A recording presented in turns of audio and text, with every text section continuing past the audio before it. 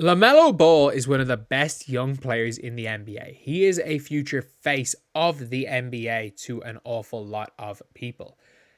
But if you guys don't know, LaMelo Ball in 2017 was going down a little bit of a rough path, 2017, 2018. And it was looking like there was a stage where he was either going to make it as an NBA star or he was going to just flame out miserably. He was deemed as uncoachable in Lithuania, and there were a lot of things that were just going strange in his life around 2018. It really was a case of he was either going to make it or he was going to fade into obscurity, and that year was so important. But in this video, we're going to be talking about the day that changed LaMelo Ball forever and the decision that changed LaMelo Ball forever. But before we get on to that, we are doing Hoopsmas. We're uploading 10 videos every single day, and we're doing that trying to hit 10,000 subscribers. But anyway, now let's get on to the mini LaMelo Ball documentary. There was a time where it was looking like LaMelo Ball may not even make the NBA. But there was one decision which I believe completely changed everything. And we're going to be talking about what led up to that decision in this video, as well as the aftermath of it. So to start off, we have to go all the way back to 2017, early 2017. This is back when the Alonzo hype train was at full force. This is the initial rise to stardom, more so than anything, of LeVar Ball. But with Lonzo at UCLA, the Chino Hills team were still balling out. LaMelo especially was getting some crazy highlights, scoring 92 points in a high school game, as well as the infamous shot where he pointed at the halfway line and ended up hitting a deep half-court shot, for lack of a better word. LaMelo Ball was one of the top recruits in his class, but this was the stage where the infamous LeVar Ball persona seemed to start. I will admit it right now, LeVar Ball, I personally believe he made a lot of bad decisions, but you cannot question that his heart was in the right place with everything, especially seeing how everything has turned out. But there was about a year where I don't think he made too many right decisions. But at the end of the day, I believe that obviously all's well that ends well. He potentially could have all three of them in the NBA.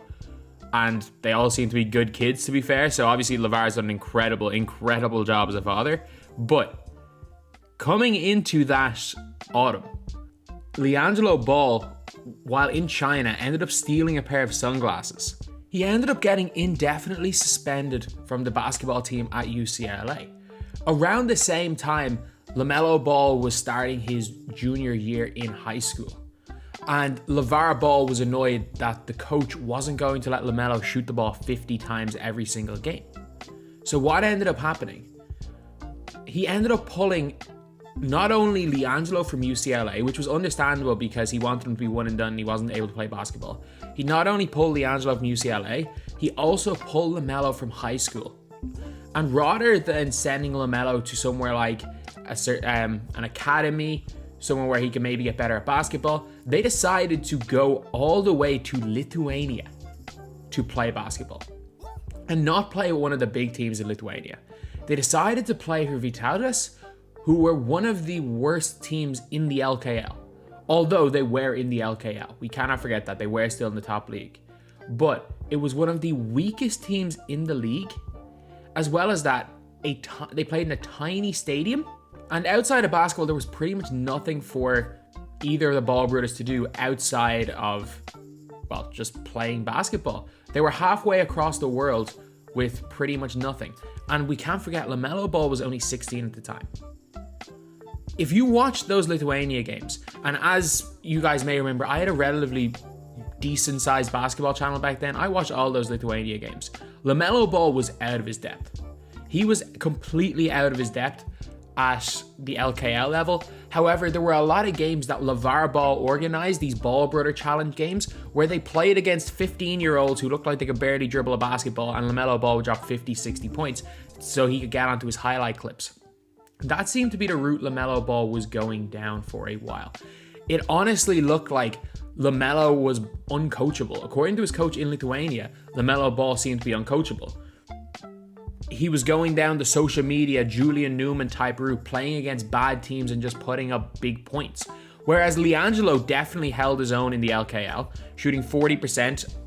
Although the team was weak, he was definitely was able to hold his own against some high-level professional players in Europe.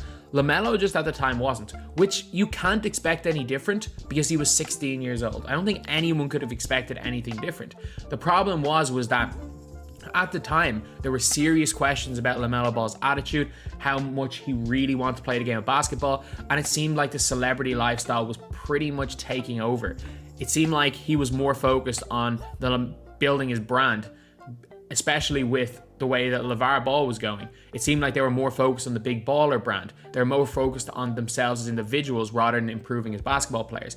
And I personally believed at the time, just like a lot of people, that LaMelo was going down a kind of a dangerous path that he really needed to be pulled out of. And then that summer, things went even more crazy because the JBA happened. If you guys don't know what the JBA is, it was a great idea put forward by LeVar Ball, basically a professional league where people can go out of high school if they don't want to play in college. And it was actually a really good idea. The problem was LeVar Ball was not the person to be running it.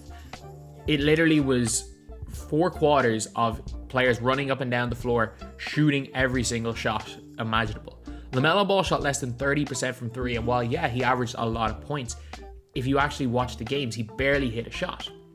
So at this stage, things were not looking good. I think at this stage, more than 50% of people thought, you know what, this is just a waste. This guy is just a waste of talent. He's never going to make the NBA.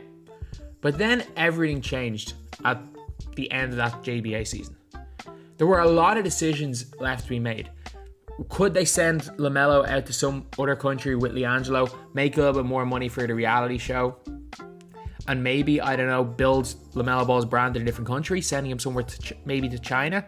Because obviously they couldn't send LiAngelo to China after what happened. But no, LeVar seemed to completely step away, which was huge. Because I personally believe what LeVar Ball thought was going to get the guys to the NBA, his coaching style, of them guys shooting 50 shots a game, running up and down, not playing any defense, it really was going to be the reason why they didn't make it in the grand scheme of things. But LaMelo ended up going to Spire Academy. And little by little, he ended up just becoming more and more of a team player. As those games went on, he became better and better. There were still question marks because they played a zone, and his role in the zone was literally to he would attack the ball handler and look for like reach around steals, just play lanes. He would literally, his job was not to look at the ball, so there were obviously questions about that. But game by game, his shot selection became better. Shot selection was his biggest problem when he was in high school. He would shoot anything. Same in Lithuania, he would shoot anything. It's why there were so many low-light clips of LaMelo Ball. However, it got better at Spire because, again, he played more into the system, and while there were questions about his defense ability to guard anybody, they were the only questions. His passing was elite. Everyone knew of his strengths. Even when things weren't looking well. But as time went on, he got better and better. And then he had to make a decision where he ended up going. It was between China and Australia. China would have given him a bigger market, but it would have meant he was playing at a worse level. Australia, however, was a level where he was going to have to take some time to adapt. He was definitely not going to be anywhere close to the best player in the league. And he also, unlike in China where he would have been allowed to shoot 30 shots a game, would not have been able to. He made the decision to go to Australia, which a lot of people thought was going to be a bad decision at the time, looking back at how he played at Lithuania and thinking he was going to be completely out of his depth. But at the end of the day, not only was LaMelo not out of his depth, LaMelo thrived from the start, from the get-go. Not only that, it was the complete opposite situation attitude-wise. The coaches loved him. His teammates loved him. He played in their system and he played great. Again, a lot of that could have been LeVar not being there, which obviously helped him out because he was there by himself. He was able to make his own decisions and he did incredibly, incredibly well. It's just kind of crazy. We look now at LaMelo and we look back a couple of years ago. It's easy to look back at things like him being pulled from high school, going to Lithuania, the JBA. It's easy to look back at them with how everything turned out and thinking that they were all good decisions because all's well that ends well. But it wasn't. It really wasn't. Like, yeah, definitely LeVar's heart was in the right place, but they were not good decisions. Especially going to where they went to in Lithuania. I think that maybe looking back on it, it did well for LaMelo Ball's mentality towards everything. But I personally believe he was going down kind of a dangerous route before he enrolled in Spire. And that changed everything. That set him on the path to becoming a future NBA star. And I said it at the end of 2017 and 2018, and I'll say it again. I'll say it now. I said at the end of 2018, by 21, LaMelo Ball will either have completely given up basketball or gone down the Julian Newman route of just playing exhibition basketball games for clips, or he would be an NBA star. No in between. And I am delighted that the latter is true, because LaMelo Ball is so fun to watch. He's going to be an exceptional NBA player. Since November the 5th, 2018, you can't fault a single decision made by either him or LeVar in regards to his basketball career. So anyway, that's the video. Thank you guys for watching. Please like, comment, and subscribe.